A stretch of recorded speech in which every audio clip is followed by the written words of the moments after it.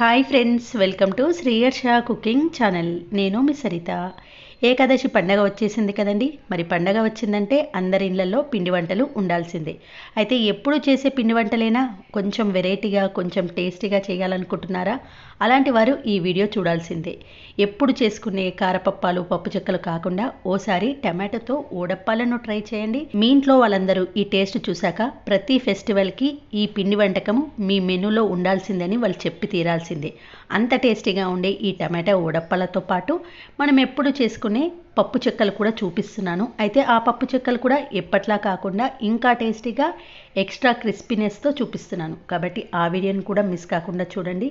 దీనితో పాటు మనం రెగ్యులర్గా ప్రతి పండగకి అప్పటికప్పుడు చాలా ఈజీగా చేసుకునే కారం పూసను కూడా చూపిస్తున్నాను. అది కూడా తక్కువ ఆయిల్తో ఎక్కువ కేజీల పిండితో కరకరలాడే కారం పూసను ఎలా చేయాలో చూపిస్తాను. అయితే పండగకి అన్నీ హాట్గా తినడమే అనుకుంటున్నారా? దీనితో పాటు టేస్టీగా, హెల్తీగా స్వీట్ కూడా ఉందండోయ్. అది కూడా మన తెలంగాణ ట్రెడిషనల్ స్టైల్ రెసిపీ పాలకడాలు. మరి ఆ పాలకడాలను కూడా మన అమ్మమ్మలు ఎలా చేసేవారో అదే పద్ధతిలో చూపిస్తున్నాను. అది కూడా మిస్ కాకుండా పాలకడాలను కూడా ట్రై చేయండి. మరి ఈ పండగకి మీరు కూడా ఈ వెరైటీస్ను తప్పకుండా ట్రై చేస్తారు కదా. మరి ఇంకా ఆలస్యం ఎందుకు, వెంటనే ప్రాసెస్లోకి వెళ్దాం పదండి. ముందుగా టమాటో ఓడప్పాలు. టమాటో ఓడప్పాలు చేయడానికి ముందుగా ఒక మిక్సింగ్ బౌల్ తీసుకొని దీంట్లోకి నేను ఈ గ్లాస్ తోటి 1 గ్లాస్ వరకు బియ్యం పిండిని తీసుకుంటున్నానండి. పొడి బియ్యం పిండి. మామూలుగా మనం ఎప్పుడు గిర్నీకి పట్టించిన పిండి ఉంటుంది చూడండి, ఆ పిండిని అయితే కొలత ప్రకారం తీసుకోవాలి. నేను ఈ గ్లాస్ తోటి 1 గ్లాస్ నిండా వరకు బియ్యం పిండిని ఇలా బౌల్లోకి వేసుకున్నాను.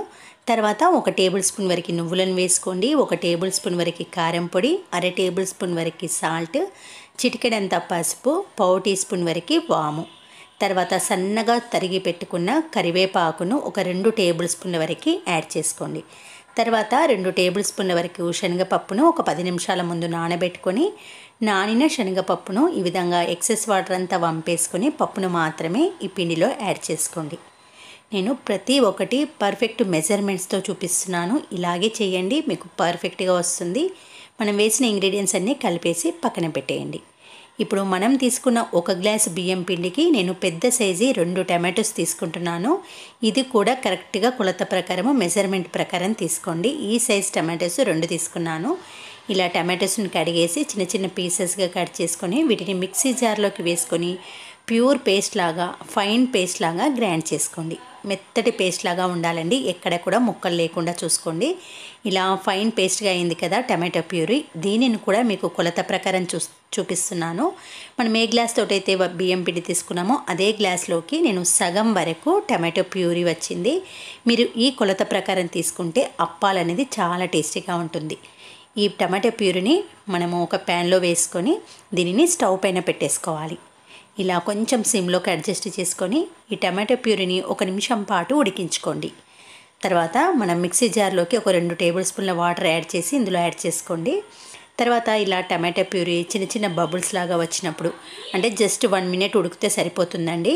ఇలా కొంచెం టమాటో ప్యూరీ బబుల్స్ లాగా వచ్చినప్పుడు మనం రెడీ చేసి పెట్టుకున్న బియ్యం పిండిని ఇందులోకి వేసుకొని మంట సిమ్లోనే ఉంది కదా, ఇలాగే పిండిని చక్కగా కలిపేసిన తర్వాత స్టవ్ ఆఫ్ చేసి మూత పెట్టేసి 10 నిమిషాల పాటు రెస్ట్ ఇవ్వండి. 10 మినిట్స్ తర్వాత పిండి చక్కగా ఉమ్మగిలుతుంది. ఇది కంపల్సరీ టిప్ అండి.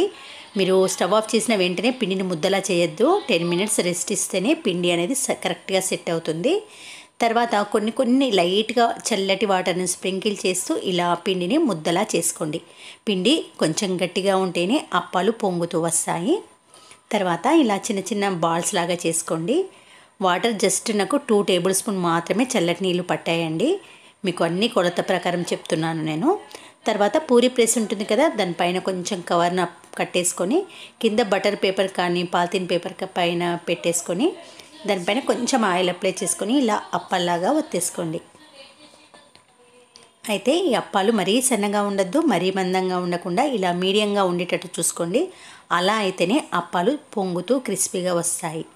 ఇలా రెడీ చేసి పెట్టుకున్న అప్పాలను ఒక కాటన్ క్లాత్ పైన పరుచుకొని ఇప్పుడు డీప్ ఫ్రై చేసుకోవాలి. ఇలా కాటన్ క్లాత్ పైన పెట్టడం వల్ల మనకు ఈజీగా డీప్ ఫ్రై చేసుకోవచ్చు. తర్వాత డీప్ ఫ్రైకి సరిపడా ఆయిల్ పెట్టేసుకొని ఆయిల్ మాత్రం చక్కగా వేడెక్కిన తర్వాత వెంటనే మంటను మీడియంకి అడ్జస్ట్ చేసుకొని ఇలా అప్పాలను డీప్ ఫ్రై చేసుకోండి.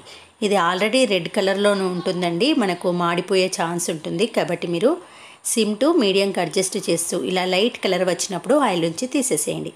ఇవి చల్లారిన తర్వాత చాలా క్రిస్పీగా అవుతాయి. కాబట్టి మీరు కలర్ రెడ్గా ఉంది అని వెంటనే తీయకండి. మనము తీసే జలిగంటకు తెలుస్తుందండి కొంచెం క్రిస్పీగా ఉందా మెత్తగా ఉందా అనేది మనకు డీప్ ఫ్రై చేసేటప్పుడే తెలుస్తుంది కదా. ఇలా చిన్న చిన్న టిప్స్ ఫాలో అయితే పర్ఫెక్ట్ క్రిస్పీ టమాటో అప్పాలు రెడీ అయిపోతాయి. చూసారు కదండి, కలర్ఫుల్గా టేస్టీగా చాలా క్రిస్పీగా చాలా బాగుంటాయి. ఇవి కొంచెం పుల్ల పుల్లగా కారం కారంగా కరకరలాడుతూ భలే టేస్టీగా ఉంటాయండి. ఇంత మంచి టేస్ట్ అస్సలు మిస్ అవ్వద్దండి. తప్పకుండా ఈ రెసిపీని ట్రై చేయండి.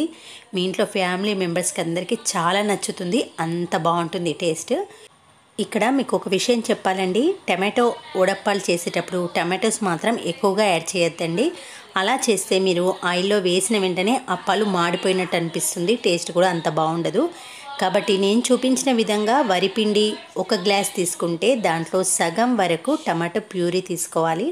అలా అయితే పర్ఫెక్ట్ మెజర్మెంట్ అండి. ఈ మెజర్మెంట్తో చేయండి, మీకు 100% perfect crispy and tasty tomato వడప్పాలు అవుతాయి. ఇప్పుడు మరొక రెసిపీ. దీనికోసం ముందుగా ఒక చిన్న మిక్సీ జార్లోకి 8 నుండి 10 పచ్చిమిర్చిని కట్ చేసి వేసుకోండి. తర్వాత పొట్టు తీసిన 2 ఇంచుల అల్లం ముక్కలను వేసుకొని ఇలా కోర్స్గా గ్రైండ్ చేసుకోవాలి. పచ్చిమిర్చి పేస్ట్ అనేది ఇలా ప్రిపేర్ చేసి పక్కన పెట్టుకోండి. ఇప్పుడు మరొక మిక్సింగ్ బౌల్లోకి 2 కప్పుల నిండా బియ్యం పిండిని తీసుకోవాలి. నేను తీసుకున్న పచ్చిమిర్చి ఈ 2 కప్పుల బియ్యం పిండికి సరిపోతుంది. తర్వాత రుచికి సరిపడా ఉప్పు వేసుకోండి. పావు టీ స్పూన్ వరకు జీలకర్ర పొడి, 2 టేబుల్ స్పూన్ల వరకు నువ్వులను వేసుకోండి. 1 టీ స్పూన్ వామును ఇలా నలిపి వేసుకోండి. తర్వాత మనం గ్రైండ్ చేసుకున్న పచ్చిమిర్చి పేస్ట్ను ఇందులోకి వేసుకోవాలి. తర్వాత ముందుగానే ఒక 15 నిమిషాల ముందు నానబెట్టుకున్న పెసరపప్పును ఒక 2 టేబుల్ స్పూన్ల వరకు నీళ్ళన్నీ వంపేసుకుంటూ వేసుకోండి. ఇక్కడ పెసరపప్పు బదులు శనగపప్పును కూడా తీసుకోవచ్చు. తర్వాత పిండిని ఒకసారి కలిపేసి 2 టేబుల్ స్పూన్ల నూనెను కానీ బటర్ను కానీ వేడి చేసి యాడ్ చేసుకోవాలి. ఇలా బటర్ వేసి చెక్కలు చేయడం వల్ల చాలా క్రిస్పీగా రావడమే కాకుండా నోట్లో వేస్తే నమలాల్సిన పని లేకుండా చాలా పర్ఫెక్ట్గా వస్తాయి. తర్వాత వేడివేడి నీళ్ళను వేసుకుంటూ పిండిని సాఫ్ట్గా ప్రిపేర్ చేసుకోవాలి. నేను తీసుకున్న 2 కప్పుల పిండికి నాకు 1.5 కప్పు వాటర్ పట్టింది. నీళ్ళు అనేది కొంచెం వేడిగా ఉంటే సరిపోతుంది. వీడియోలో చూపిస్తున్నట్టు పిండిని ఇలా సాఫ్ట్గా మెత్తగా ప్రిపేర్ చేసుకోవాలి. తర్వాత 2 అరిచేతులకు ఆయిల్ని అప్లై చేసుకొని వీడియోలో చూపిస్తున్నట్టు ఇలా బాల్స్ అన్ని ప్రిపేర్ చేసి పెట్టుకోవాలి. అయితే కొన్ని బాల్స్ను ప్రిపేర్ చేసుకున్న తర్వాత మిగతా పిండి పైన వెంటనే క్యాప్తో కవర్ చేయాలి, లేదంటే పిండి కంప్లీట్గా ఆరిపోయి గట్టిగా అవుతుంది. తర్వాత పూరీ ప్రెస్ని తీసుకొని పైన దానికి ఇలా కవర్ను కట్టేస్తే మనకు అప్పాలు ఒత్తుకునేటప్పుడు డిస్టర్బెన్స్ లేకుండా ఉంటుంది. తర్వాత కింది వైపున మరొక పాలిథిన్ పేపర్ను పెట్టుకొని 2 కవర్లకు ఆయిల్ని అప్లై చేసుకొని వీడియోలో చూపిస్తున్నట్టు ఇలా కొంచెం మందంగా ప్రెస్ చేసుకోవాలి. మనం చేసుకునే ఈ అప్పాలు మరీ సన్నగా కాకుండా మరీ లావుగా కాకుండా మీడియంగా ఉంటేనే ఆయిల్లో వేసిన వెంటనే పొంగుతూ పర్ఫెక్ట్గా వస్తాయి. ఇలా చెక్కలన్నీ ముందుగానే ప్రిపేర్ చేసుకున్న తర్వాత స్టవ్ ఆన్ చేసి వెడల్పాటి బాండిలో డీప్ ఫ్రైకి సరిపడా ఆయిల్ వేసుకొని ఆయిల్ వేడెక్కిందో లేదో ఒక్కసారి చెక్ చేసుకున్న తర్వాతనే ఆయిల్లో పట్టినని అప్పాలు వేసుకోండి. హై ఫ్లేమ్లో పెట్టుకొని 2 వైపులా టర్న్ చేస్తూ లైట్ గోల్డెన్ బ్రౌన్ వచ్చే వరకు డీప్ ఫ్రై చేసుకోవాలి. చల్లారిన తర్వాత కలర్ అనేది మరీ డార్క్గా అవుతుంది కాబట్టి కొంచెం లైట్ కలర్లోకి మారిన వెంటనే తీసేయండి. ఈ చెక్కలకు ఆయిల్ చాలా తక్కువగా పడుతుంది నేను చెప్పిన మెజర్మెంట్స్తో పిండి కలిపితే. చూసారు కదండి, ఇలా మిగతా అప్పాలను కూడా ఇదే మాదిరిగా డీప్ ఫ్రై చేసుకోండి. కరకరలాడే చెక్కలు రెడీ అయిపోయాయి. చూసారు కదండి, అస్సలు ఆయిల్ పీల్చకుండా నోట్లో వేసే అలా కరిగిపోయేంత క్రిస్పీగా చాలా టేస్టీగా ఉంటాయి. నేను చెప్పిన మెజర్మెంట్స్తో నేను చెప్పిన టిప్స్తో పిండిని ప్రిపేర్ చేస్తే కనుక ఈ అప్పాలు నచ్చని వారంటూ ఎవ్వరూ ఉండరు. ఇప్పుడు చాలా ఈజీగా చేసుకునే కారం పూసను అస్సలు ఆయిల్ పట్టకుండా ఎలా చేయాలో చూసేద్దాం. కారం పూస చేయడం కోసం ముందుగా ఒక మిక్సింగ్ బౌల్లోకి 1 కప్పు నిండా మిల్లుకు పట్టించిన శనగపిండిని, అదే కప్పు నిండా సన్నగా జల్లెడ పట్టుకున్న బియ్యం పిండిని వేసుకోవాలి. అంటే ఇక్కడ 1:1 రేషియో తీసుకుంటే కారం పూస పర్ఫెక్ట్గా వస్తుంది. తర్వాత 2 చెంచాల వరకు కారం పొడి, 1 చెంచా వరకు సన్న ఉప్పును వేసుకోవాలి. పావు టీ స్పూన్ వరకు జీలకర్ర పొడిని, ఫ్రెష్గా నూరుకున్న 1 టీ స్పూన్ అల్లం వెల్లుల్లి పేస్ట్ని వేసి పిండిలో అన్నీ కలిసేలా ఒకసారి చక్కగా కలిపేయండి. ఈ కొలతలతో చేశారంటే కారం పూస నోట్లో వేస్తే అలా కరిగిపోతుంది. తర్వాత కొన్ని వాటర్ని యాడ్ చేస్తూ పిండిని సాఫ్ట్గా ఒక 5 నిమిషాల పాటు పిండిని నీడ్ చేసుకుంటూ ప్రిపేర్ చేసుకోవాలి. నీళ్ళు ఇంత అంత అని కాదండి, పిండి క్వాంటిటీని బట్టి పిండి క్వాలిటీని బట్టి వాటర్ పడుతుంది. చూసారు కదా, పిండి ఇలా టూ సాఫ్ట్గా ప్రిపేర్ చేసుకోవాలి. పిండిని ప్రిపేర్ చేసుకున్న వెంటనే జంతికల మిషన్లో చిన్న రంధ్రాలున్న బిళ్ళను పెట్టుకొని మిషన్లో కొద్దిగా ఆయిల్ని అప్లై చేసుకొని మిషన్లో పట్టినంత పిండిని వేసుకొని మిషన్ను టైట్ చేసుకోవాలి. తర్వాత స్టవ్ ఆన్ చేసి వెడల్పుగా ఉన్న బాండిని పెట్టుకొని డీప్ ఫ్రైకి సరిపడా ఆయిల్ వేసుకొని ఆయిల్ హై ఫ్లేమ్లో వేడెక్కిన తర్వాత వెంటనే మంటను సిమ్లో పెట్టుకొని వీడియోలో చూపిస్తున్నట్టు జంతికల మిషన్తో ఈ విధంగా కారపూసను వత్తుకొని 1 నిమిషం తర్వాత మరొక వైపు టర్న్ చేయాలి. ఇలా క్రిస్పీగా అయిన తర్వాత కొద్దిగా కలర్ చేంజ్ అయిన తర్వాత ఆయిల్లోంచి తీసేసేయండి. ఇదే మాదిరిగా మిగతా కారపూసను కూడా ప్రిపేర్ చేసుకోండి. ఇలా డైరెక్ట్గా ఆయిల్లో వత్తుకోవడం ఇబ్బందిగా అనిపిస్తే ఒక ప్లేట్ పైన కొద్దిగా ఆయిల్ని అప్లై చేసుకొని ప్లేట్ పైన కారపూసను వత్తుకొని నెమ్మదిగా ఆయిల్లో జారవిడిచాలి. అయితే ఈ కారపూస డీప్ ఫ్రై చేసేటప్పుడు మాత్రం మంటను సిమ్లో పెట్టుకొని 2 వైపులా టర్న్ చేస్తూ డీప్ ఫ్రై చేసుకోండి. చూసారు కదండి, ఒక్క చుక్క ఆయిల్ పీల్చకుండా పర్ఫెక్ట్గా వస్తాయి. మీరు బాండీలో ఆయిల్ వేసేటప్పుడు ఒక మార్క్ పెట్టుకొని చూడండి. 1 కేజీ కారంపూస చేసిన తర్వాత మార్కుకు ఎంత తగ్గిందో ఆయిల్ చూసుకోండి. చాలా చాలా తక్కువ ఆయిల్ పట్టే ఈ కారంపూసను ఈ సంక్రాంతి పండుగకి తప్పకుండా ట్రై చేయండి. ఎప్పుడు రొటీన్గా చేసుకునే కేవలం శనగపిండి కారంపూసకు ఆయిల్ ఎక్కువగా పడుతుంది. అంత క్రిస్పీగా అంత టేస్టీగా అనిపించదు. కానీ ఈ రేషియోతో మీరు కారంపూసను ట్రై చేశారంటే అస్సలు ఆయిల్ పట్టకుండా నోట్లో వేస్తే అలా కరిగిపోయేంత సాఫ్ట్గా టేస్టీగా ఉంటాయి. ఇప్పుడు పాతకాలం నాటి పాలకడాలను ఎలా చేయాలో చూసేద్దాం. దీనికోసం ముందుగా ఒక మిక్సింగ్ బౌల్లోకి 1/4 కప్పు నిండా గోధుమ పిండిని తీసుకోవాలి. తర్వాత 1/4 కప్పు వరకు ఉప్మా చేసుకునే బొంబాయి రవ్వను వేసుకోవాలి. పాలకడాలు క్రిస్పీగా రావడం కోసం 1 టేబుల్ స్పూన్ వరకు బియ్యం పిండిని వేసుకోండి. ఇవన్నీ వేసిన తర్వాత మంచి టేస్ట్ ఫ్లేవర్ కోసం 1/4 టీ స్పూన్ వరకు యాలకుల పొడిని వేసుకోవాలి. వీటన్నిటిని ఓసారి కలిసేలా కలిపేసి ఇప్పుడు దీంట్లోకి 1/2 కప్పు వరకు షుగర్ వేసుకోవాలి.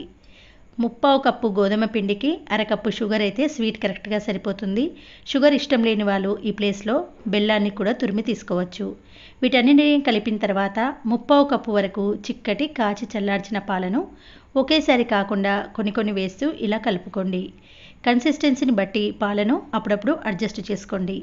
నేను తీసుకున్న క్వాంటిటీకి అయితే నాకు 1/4 కప్పు పాలు కరెక్ట్గా సరిపోయాయి.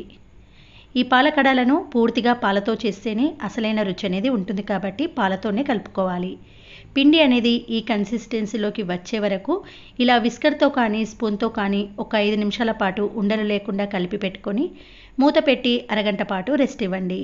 అరగంట తర్వాత మూత తీసి మళ్ళీ విస్కర్తో కానీ స్పూన్తో కానీ ఒక 2 మినిట్స్ పాటు చక్కగా బీట్ చేసుకోవాలి. చూడండి, పిండి ఇలా స్మూత్గా ఈ కన్సిస్టెన్సీలో ఉండాలి. పిండిని ఇలా కలుపుకున్న తర్వాత ఇలాంటి గుంటె గరిట స్పూన్తోనే పాలకడాలు వేస్తే కరెక్ట్గా వస్తాయి. తర్వాత స్టవ్ ఆన్ చేసి వెడల్పుగా ఉన్న ప్యాన్లో డీప్ ఫ్రైకి సరిపడా ఆయిల్ వేసుకోండి.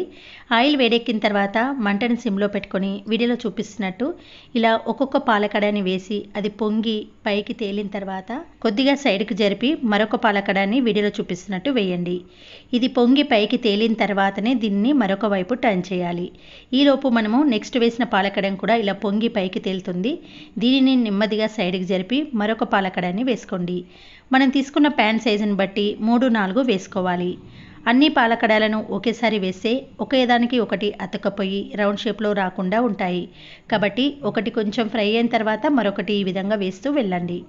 చూడండి, 2 వైపులా టర్న్ చేస్తూ సిమ్లో పెట్టుకొని మంచి గోల్డెన్ బ్రౌన్ వచ్చే వరకు డీప్ ఫ్రై చేసుకోవాలి. అలా అయితేనే లోపల పిండి కూడా సరిగ్గా ఫ్రై అవుతుంది. చూడండి, ఇలా మంచి గోల్డెన్ బ్రౌన్లోకి మారిన తర్వాత ఆయిల్లోంచి తీసేయండి.